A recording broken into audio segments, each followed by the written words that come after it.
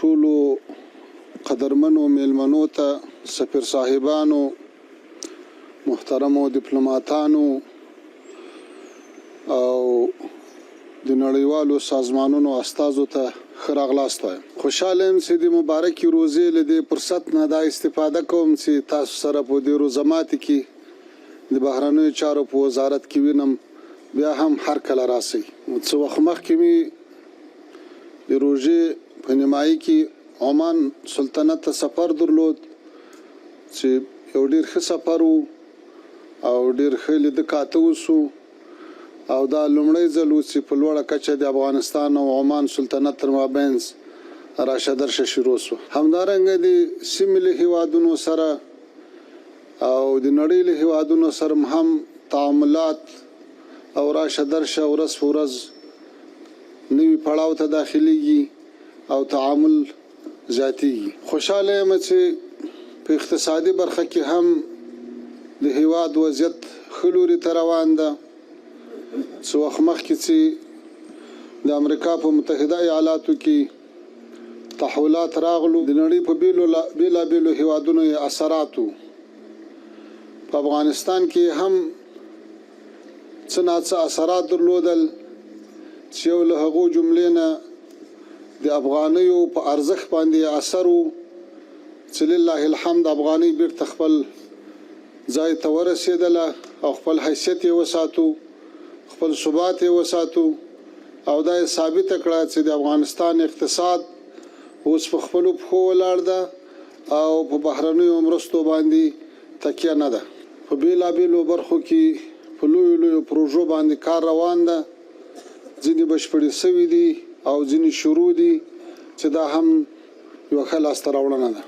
د کابل کندهار 480 کیلومتره سړک نوی پوخ سو سره له پلچکونو او لویو پلونو. دا یو ډېر لویه پروژه او په ښه ډول عملي سوه. همدارنګه د ټاپي په پروژه باندې تیز کار روان ده. له دې سره په څنګ کې د سالنګو د کوشتېپې لویې پروژې په ټولو باندې کارونو پرمختګ کړی ده او تر ډېره حده پورې ډېرې زیاتې وړې پروژې دي چې ځینې بشپړې سوي دي او ځینې تر کار لاندې دي. په هیواد کې تر 300 زیات د اوبو د زیرمه کولو چک ډیمونه جوړ سوي دي. او همدانن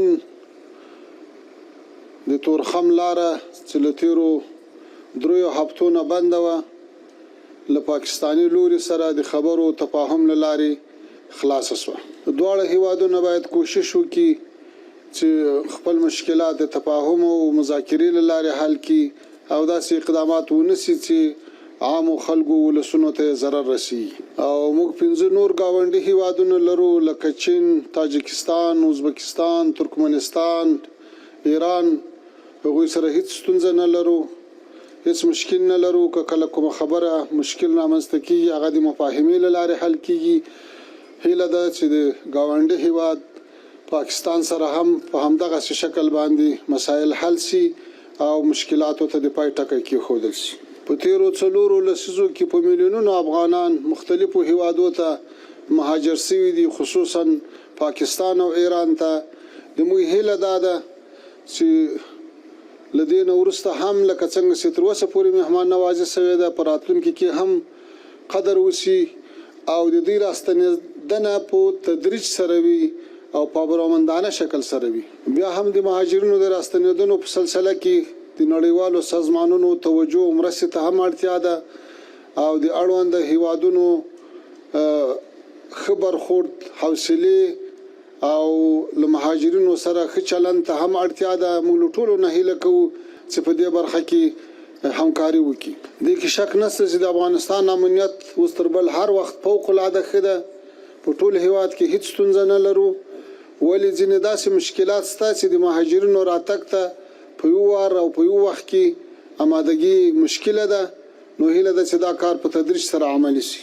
اطمینان ورکوو د سیمې او نړۍ هیوادونو ته چې افغانستان خاوره د هیچا په ضد نه کارول کیږي، بهترین امنیت ته او هیڅوک نشي کولای چې د افغانستان له خاورې نه د چا په ضرر ګټه پورته کړي.